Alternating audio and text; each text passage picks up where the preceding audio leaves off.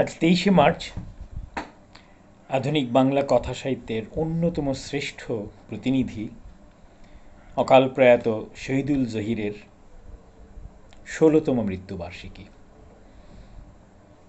এই দিনটিতে আমি তাঁকে স্মরণ করে তাঁর প্রতি আমার গভীর শ্রদ্ধা নিবেদন করে তার প্রথম এবং বিখ্যাত, বহুল আলোচিত, প্রশংসিত উপন্যাস জীবন ও রাজনৈতিক বাস্তবতার প্রথম কয়েকটি পৃষ্ঠার ইংরেজি অনুবাদ পাঠ করে শোনাতে চাই। এর বাংলা পাঠ প্রচুর হয়েছে, অনেকেরই পরিচিত। তার প্রথম 2-3 পৃষ্ঠা সেই অসাধারণ গদ্য এবং অসাধারণ গল্প বলার ভঙ্গি নিয়ে ঢাকার মঞ্চে নাটকও হয়েছে, বিখ্যাত নাটক করেছেন সৈয়দ জামিল আহমেদ।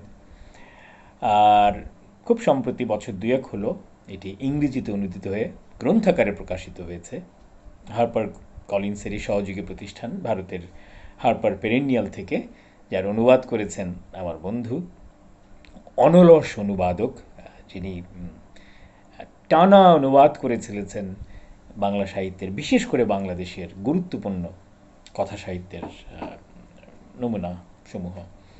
তো তার এবং তার সহযোগী শাহরোজা, নাহরিন, এই দুজনের অনুবাদে গ্রন্থটির যে ইংরেজি সংস্করণ প্রকাশিত হয়েছে সেটি থেকেই আমি পাঠ করছি এর প্রথম 3টি পৃষ্ঠা, এবং এর মাধ্যমে আমি শহীদুল জহিরের প্রতি আমার শ্রদ্ধা নিবেদন করছি এবং আমার গভীর ধন্যবাদ ও কৃতজ্ঞতা প্রকাশ করছি বন্ধু ভেঙ্কটেশ্বর রামাস্বামীর প্রতিও।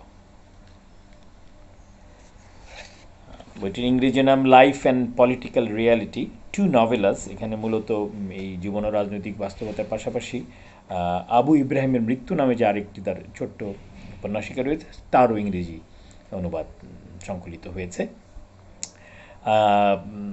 এটির প্রচ্ছদ দেখতেই পাচ্ছেন বাংলাদেশের লাল সবুজ দিয়ে করা হয়েছে, কারণ এই জীবন ও রাজনৈতিক বাস্তবতার মূল প্রতিপাদ্য আমাদের মুক্তিযুদ্ধ এবং তার পরবর্তী যে বাংলাদেশের রাজনীতির উত্থান পতন এবং নানাবিধ জটিলতা, সেটাকে কেন্দ্র করেই মূলত বইটি রচনা করেছিলেন Zahir.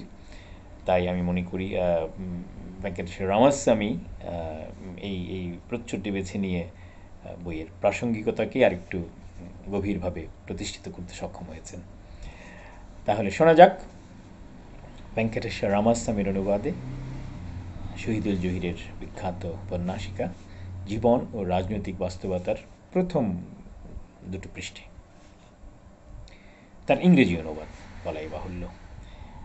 One day in 1985, the sandal on the foot of Abdul Majid, a young man from Lokhi Bazar's Shama Prasad Chaudhuri Lane, lost conformity with circumstances and went fought and snapped. Actually, if the theory of the life of matter had been scientifically established, perhaps it could have been said that the strap of the sponge sandal on his right foot snapped not because of the failure of matter, but rather on account of that inner reason for which, soon after this, his very being sought to fall apart all over again. The strap of his sandal snapped while he was on the way to Raisha Bazar. He had just reached Nagpur Road after emerging from Karkunbari Lane, and so he stopped and stood there. That was when, within the noise and chaos of the crowds and vehicles of Nagpur Road, he perceived something more, going beyond the sounds that men and vehicles make, to which men are not always alert. He entered the sphere of a tinnitus. He observed that the lackluster afternoon sky above Nagpur was clouded by termites, and that there were countless crows gambolling behind the fleeting termites. It occurred to him that because of the screeches of the crows and the soundless striving of the termites to escape, a kind of silent panic pervaded the melancholy afternoon at Nagpur Road. His senses then became alert to something else. He heard the sound of a loudspeaker close by. Like every other person present at that moment on Nagpur Road, he looked towards the source of the sound, and there, in front of him, across the road, next to the police club, he spotted Abul Khair with a microphone in his hand. Abdul Majid saw Abul Khair sitting on a stationary rickshaw and speaking with a microphone held near his mouth, his words emanating exclusively from the large speaker placed atop the hood of the rickshaw. Training his sight on the crows and termites, Abdul Majid then listened for those few moments to what Abul Khair was saying. Everyone walking along Nagpur Road at the time understood what he was saying. Abul Khair said, "Apneder dhanyabad. I thank you all." Everyone figured out what he meant by this without much thought or analysis, because all those who heard him knew exactly what he was referring to.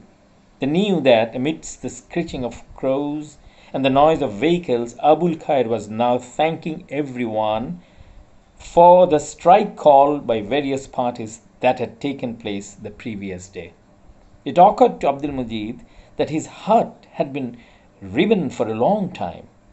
But that day, in the melancholy afternoon of the carnival of termite slaughter, hearing what Abul Khair uttered, his heartstrings, like the strap of his sandal, snapped once again. When Abdul Majid cast his eyes on Abul Khair's long and youthful beard and on his blue-collared jubba, he imagined that it was from inside Abul Khair's jubba that all the crows had emerged. He thought these were those crows. After all, he knew about Abul Khair's intimacy through family association with crows. What a mysterious, secret love of crows his father Maulana Badruddin had. The people of Lokhi Bazaar remember that in 1971, come evening, Maulana Budu used to smile tenderly and set crows flying in the Mohalla sky. Maulana Budu and his sons used to go up to this rooftop with a plateful of meat. Those who were still there in the Mohalla then had said that the meat whose pieces Maulana Budu flung skywards every day was human flesh, because the head of the oldest Muslim family of the Mohalla, Khaja Ahmed Ali, had said that one day when the crows failed to grab a piece of meat that had been thrown, it landed on the roof of his house. Sitting on his rooftop under a shaft of late afternoon sunlight, he was immersed in the remembrance of his bygone youth when the piece of meat fell near his feet. He observed it for a while and realized that the skin was intact on one side of the piece of flesh, and he saw the skin was extremely smooth. Everyone in the Mohalla learnt about all this later. That same evening, holding the piece of flesh in his hand, he saw that there was a floral gemstone on it the size of a grain of dal. He wailed out, and holding the piece in the cup of his hands, had descended the stairs, and with the help of his elder son, Khaja Shafiq, buried it in the courtyard of his own house with due obsequies. After that, while offering the Maghrib prayers, he sobbed inconsolably. The heart of a sad old man from Lokhi Bazaar broke that day on account of an unknown girl. সবাইকে ধন্যবাদ আমার এই পাঠ্যক্রম শোনার জন্য।